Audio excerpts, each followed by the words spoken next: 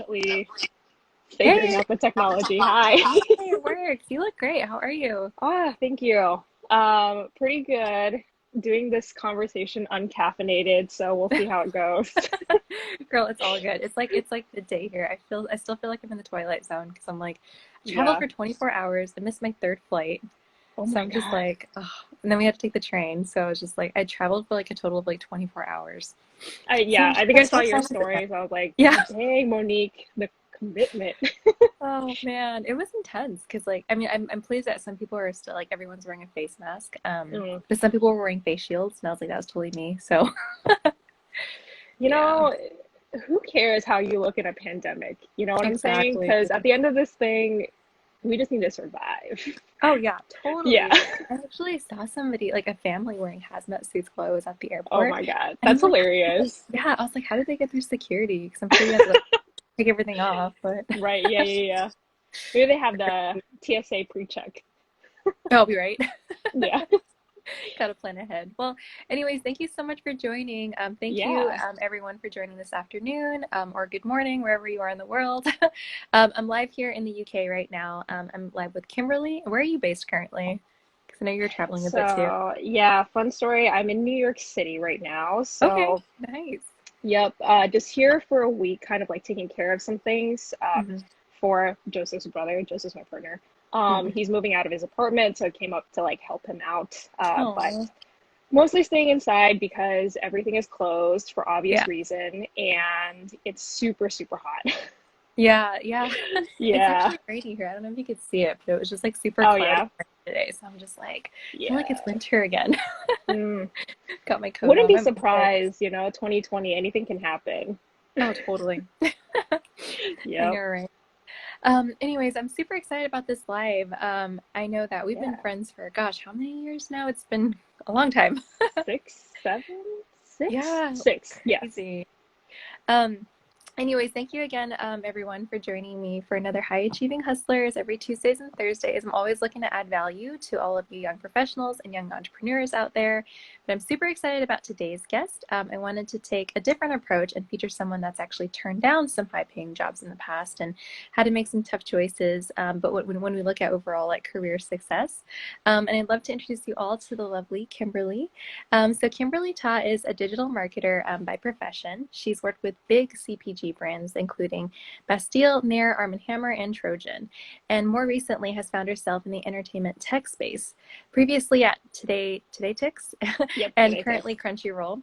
Beyond work, Kimberly is a social and political activist. She served as an executive director of a media nonprofit, has written viral opinion pieces centering her identity as a Vietnamese American woman, and recently committed to writing 100 letters of protest, which we'll hear more about today.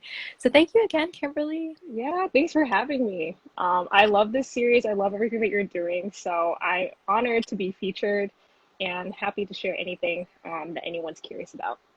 Yay, awesome. Thank you. And I know this is like your first one too, so I just want it to Yep. feel like us girlfriends just hanging out. Yeah. I mean, we're pretty casual when you and I just like talk on the phone, so I'll treat it like that. I know, right? Yeah. All good. So let's dive right in. So first of all, can you tell us briefly about your journey and how you got started? Sure. So I can definitely briefly share about my journey, but it is definitely a non-linear path that I took Mm-hmm. to kind of get to where I am. So I think that's kind of an interesting story. I graduated from college with a degree in linguistics. I had no job lined up and was just utterly confused all around about what I wanted to do. So I think my first approach was just let's just get out there, do something, and then figure it out. And I feel like I've been living my life essentially with that same model since started working. I started out, my first job was actually at a federal contractor near the DC area, and I was like an assistant project manager. So I was helping a lot with like recruiting, like business development, working for a super small company of like three people. So I think having that experience, being exposed to everything early on was really helpful to me because it helped me hone in on like key areas of work that I enjoyed and then honed in on areas of work that I didn't enjoy that I could like Mm-hmm. avoid in my next job. Exactly. Yep. So from I took that experience and I was like, okay, well now I know how to write proposals, and I'm actually like really interested in business development because I think I have really like a lot of good ideas about how to promote a business or how to think about recruiting people, things like that. So then I took that and I went kind of further into the like business marketing route. And I got my next job at another contractor in Broomfield, Colorado this time. That was for a big engineering corporation. I was on the marketing team writing proposals. I realized then that while I do like marketing, I don't like the aspects of traditional marketing that I felt like were very Mm-hmm. slow moving. Just I was writing proposals every day, but the proposals that I sent out, I wouldn't hear back from the agency until maybe a year, 6 months later. Oh my God. So yeah, so That's you send crazy. something out and you're just like, I don't get feedback on my work for 6 months to a year. Like I have no idea if I'm doing a good job. And Yeah. I think for me, I just really understood that like I enjoy the instant gratification of a lot of the work that I do. So I think a lot of maybe high achieving hustlers such as Hmm. yourself, very numbers driven, very like I need to see results. Yep. So kind of leaning more into that, that's how I discovered digital marketing.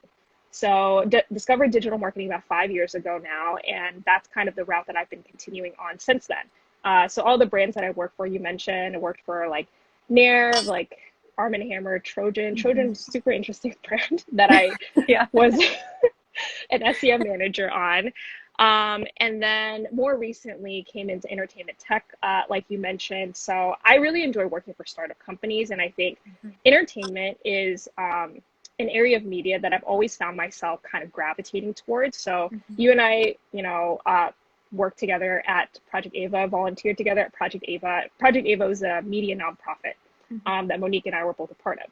So I think media entertainment, the value that I think that art can bring to people has always been something that I've gravitated towards, which is kind of what led me to TodayTix and then now currently at Crunchyroll. Hmm. So sorry that wasn't brief, but No, it's all good. hopefully informational. Yeah, absolutely. Well, and I think it's amazing just because like, Yeah. I feel like that's the whole idea of like having career success too, is like you have Mm, to try different things to really figure out yeah, what you like. And I feel exactly. like especially, like with some people, like well, especially like, in today's day and age, right? I feel like we get into comparison mode very, very easily, and Mm, then we always care what people think, right? And especially like whether yeah. it's like parental or societal or even friends Hmm. influencing decisions. Yep. What tips do you have for people that worry about, that those judgments from those people or like, societal or parental influences?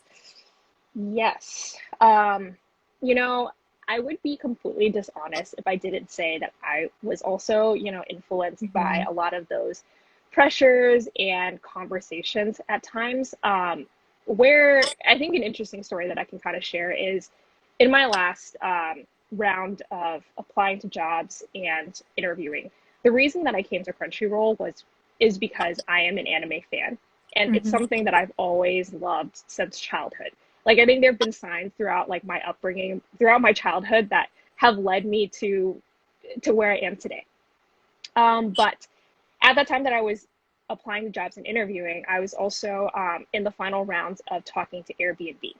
So I think Hmm. Airbnb is a company that most people are aware of, a pretty high profile tech company in the Bay Area. So, getting a job at Airbnb is similar to getting a job at like Google or like Facebook, it's kind of like the tech elite.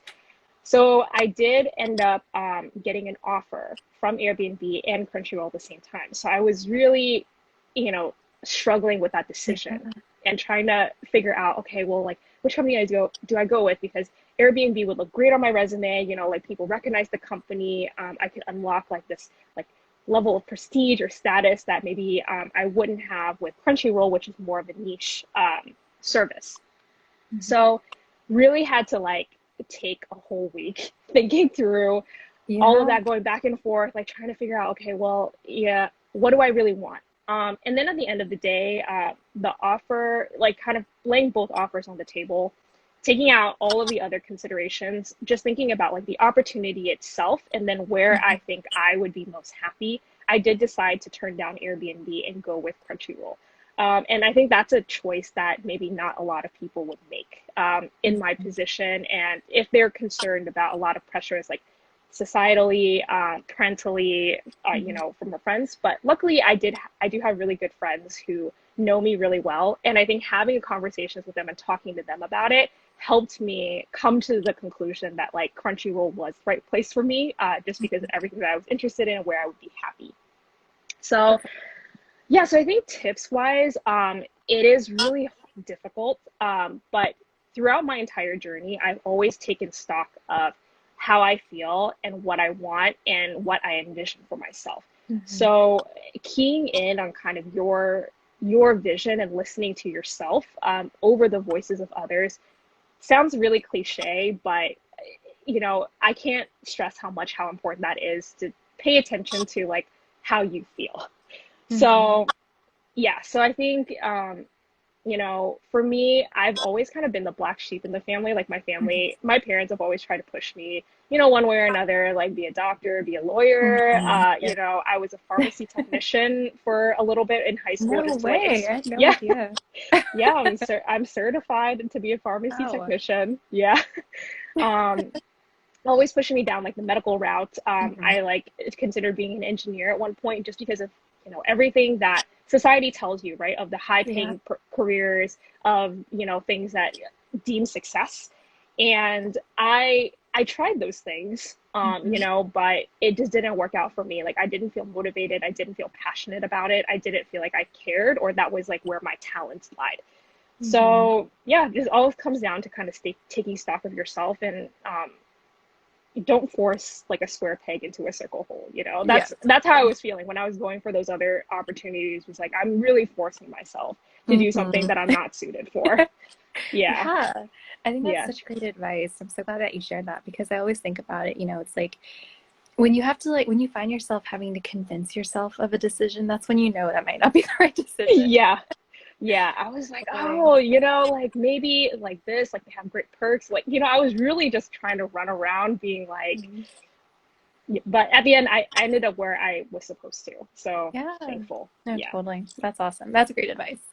Yeah. Okay, so next, can you share a little bit about your nonprofit experience? What was it like from like a time management standpoint? Because I know like obviously like as you're in a, you know, career, you've got like a lot to do already and a lot on your plate. Like how do you make Yes. time for like everything else? Yes. So I was the ED of Project Ava, so the volunteer executive director of Project Ava, a nonprofit based out of Denver, was based out of Denver, Colorado, but then moved like remote um, for 3 years. 3 years, Yeah. yes. Yep. Um, wow, it feels like It it was feels so so long long ago, ago. right? I know. Yeah. Just thinking that too. Yeah, yeah. And the mission of the nonprofit is to share underrepresented stories that inspire progressive dialogue, spark progressive dialogue. Yep. So, you know, everything that we were doing was we mainly maintained like a blog where we hosted stories of individuals from underrepresented identities, kind of sharing their experience facing social injustice to raise awareness about issues that aren't commonly shown in mainstream media. So I think for me, being the ED, definitely very, very time consuming. And I will admit that there were times when I was just completely overwhelmed with everything that I Yeah. felt like I needed to do. You know, I was working a full time job. I always continued working full time, and then volunteering for Project Ava required a lot of just off hours, you know, evenings, weekends, late nights, just dedicated to growing the organization and Yeah. supporting the mission. Um, I think for me, I did not do a good job of balancing time Mhm. and managing time between the two responsibilities. So I did end up getting pretty burnt out from my work on Mhm. Project Ava, unfortunately, which is one of the reasons why I did end up like stepping away from the organization and you know taking time away for myself. So I think if I were to go back and do it differently and manage my time more effectively, Mhm. I would set goals for the organization that were based on the bandwidth and the resources of the current team. You know, I think Mhm. that for me, I be, you know, kind of along with this series, everyone who's like a hustler is always super ambitious, always like setting Totally, super right? high goals, being like, I can do it. So, you Yeah. know, I like for Project Ava, like we ended up launching a whole podcast, you know, and none of Nice. us like knew anything about podcasts, but we were just like, you know what, this sounds great. Like we should do it. And, you know, I was always Yeah. like hosting events and I was like, you know, writing articles and hosting a Ah, retreat. And, you know, we were a small team, volunteer team of like 5 people. mhm. So for, you know, in order to achieve those goals, all of us would have had to put in like a ton of time, which is what a lot of us ended up doing and then getting burnt out as a result. So if I were to do it again, I would say set more manageable goals, you know, understanding the capacity of the organization. And then also just knowing when to say like no to an opportunity, which I think is really Mhm. hard when you're running something. You always Yeah. kind of get swept up and someone comes to you and, you know, offers you something awesome or like brings up a great idea and you're just Mhm. like yes to everything. Mhm. So yeah, I would say if I did it again, that's how I would do it differently. Yeah, thank you for sharing. I think that's such great advice. And it just totally rings true for like, everyone in the audience. You know, if, like you are a high achieving hustler, you do kind of set these massive goals, right? And you're so right. Like you have to be kind to yourself and you kind of do have to be realistic with yourself as well Yep. because like you're only one person. Yep. You know, Exactly. and I feel like even like with entrepreneurs and young professionals too, like you're young and you're hungry. So you want to try Hmm. to do as much as you can, but at the end of the day, like I think that's like really great advice. So setting those like manageable goals and realistic expectations. Yep. Yep. That's good. Exactly. Okay, let's see. We like ran over a couple of other questions I had planned. Oh yeah. Okay. Yeah, Super so efficient. tell us, I know, right? So it's like we answered them in the questions.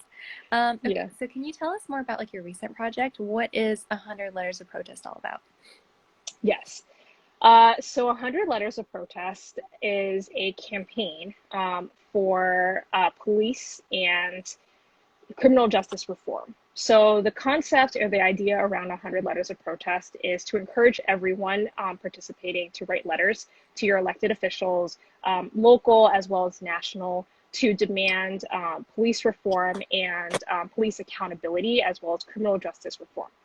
This is a campaign that obviously came out of the most recent protests for Black Mhm. Lives Matter following the death of George Floyd, Breonna Taylor, Ahmaud Arbery, and I think this is an interesting project for me because being a perfectionist, Mhm.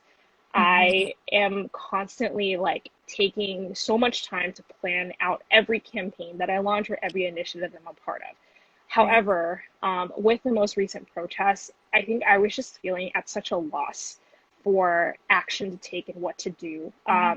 At the time, I was with my family, so I was staying home with my parents, and I wasn't comfortable going out to physically protest because of the coronavirus and not wanting to put my Yeah. family at risk.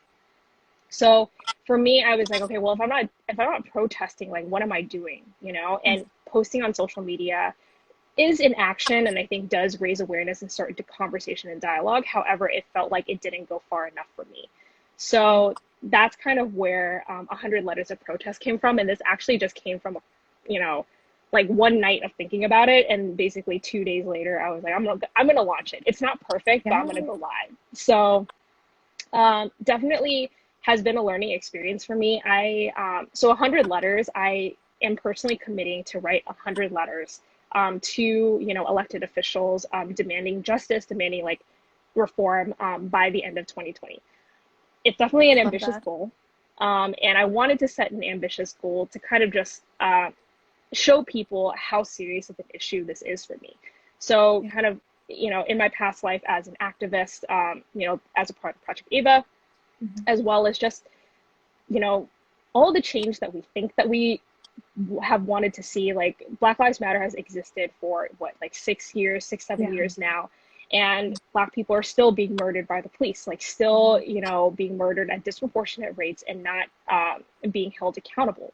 So that is just, to this point, it just is unacceptable. It's always been unacceptable, but now people are paying attention, and I want people to take that attention and channel that into action by committing to writing letters themselves. So I'm personally committing to writing 100 letters, but in order to participate, you just have to write one. Mhm. And we actually have a lot of great people in the group who are very knowledgeable about activism and civic engagement and political participation. I am not one of those people, so I've actually started this campaign, and I was like, what am I doing? Because I don't Yeah. know anything I remember about. messaging you about it because I was like, I don't know where to Yeah. start. Like, Yeah, no, it is really overwhelming and actually made me realize how difficult the government makes it for people to engage, like, and maybe it's on Mhm. purpose, I don't know, or maybe I'm just like really unaware, but Mhm. it's been a learning experience for sure. I've worked with a lot of people so far, and we've gathered a lot of resources in, helping people get started. We started a Google Drive where people can come in and find research that's already been done about their cities so they can use that research to write their own letters. And I'm also Mhm. publishing my letters like on the Facebook group that we have, 100 Letters of Protest, if you'd like to join.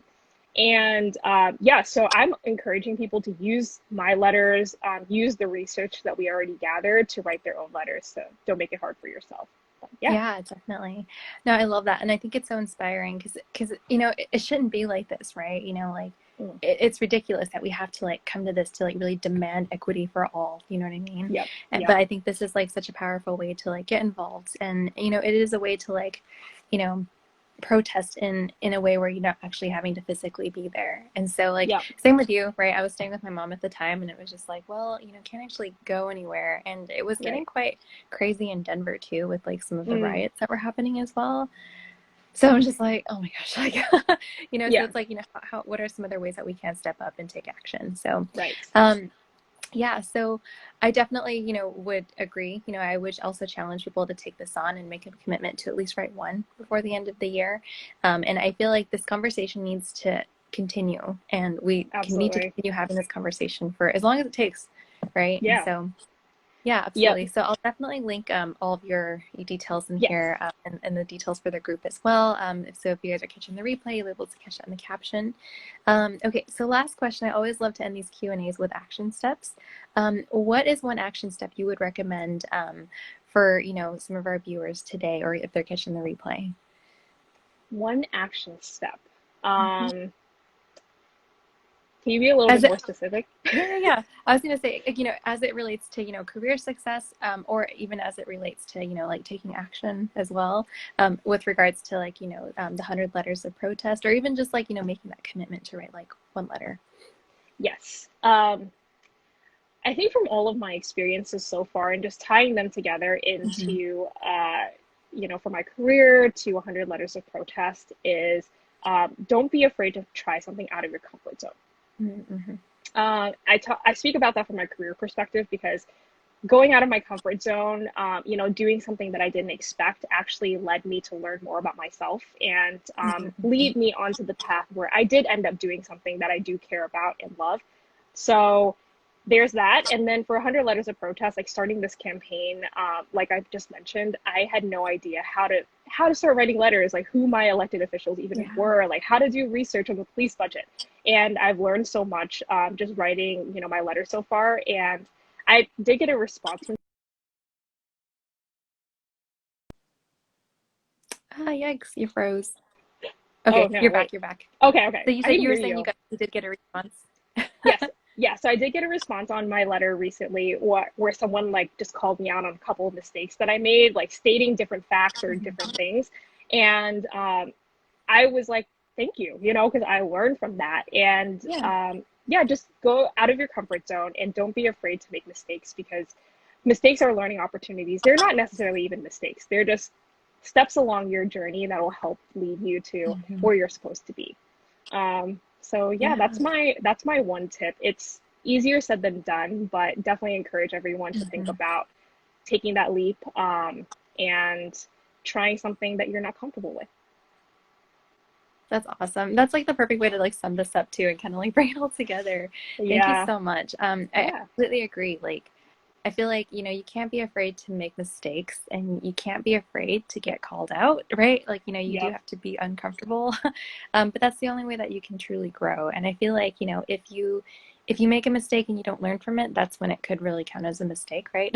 yep, exactly. That's kind of how I always looked at it too. Yep, But yeah, absolutely. thank you so much again, Thank Kimberly. It's you. been so nice, like, talking and catching up with you as well. Yes, yes. And it's been really inspiring hearing about like your whole journey and your story too. I had no idea you were also a pharmacy tech. Like your experience is kind of all over. That's kind of Oh cool. yeah, it's So all over the very place. good. I can definitely share more for anyone who's interested. Yeah. Yeah. But thank you Well, so for much. anybody, that's interested. Yeah. So for anybody that's interested in learning more, from you or getting some tips or more advice, how can they get in touch with you? Yes, LinkedIn is great. I'm, always on top of my messages and like keeping connected with people. So find me on LinkedIn. I'll send you the link, Monique, and then I think that would be a great Okay. place to start. Once we connect there, happy to further discuss anything via email or like other personal connections. So yeah, Awesome. Yay. Well, thank you so much. And thank you everybody for tuning in or watching the replay. Please let me know your feedback as always. If you'd like me to have Kimberly on again, she's totally killing it. So love to feature you again. Any final thoughts from you, Kimberly? um, this was great. I hope that it's super helpful to people. And I think my final thought is I definitely don't have it all figured out. Like I'm Hmm. telling this as a part of my journey and not the Hmm. end. So the more that I learn, the more I'm happy to share. And I'm excited to learn from other folks on this series as well. Yay, awesome. Well, no, that's what it's all about, and I feel like, that's where I feel like a lot of people have that misconception where they think there's like one place you can get to, but it's totally all about the journey and Yep. learning as you go, right? And Yes. I kind of Yes. love what you said at the beginning too. Like, I think you kind of have to make a mess and clean it later. Yeah. Like put yourself in those situations. Take those different kind of jobs, learn what you really, really like about something and then learn what you don't like about something so that you can just Yep. like level up and grow from there as well. So, Exactly. yeah, All right. awesome. Well, thank you so much. Thank you, Yes. everyone, for tuning in. Thank you again, Kimberly, for joining me today. But I hope you have a great rest of your day. It's afternoon here, so get out some Yeah. dinner. You too. All right. Sounds good. All All right. right, bye. Bye.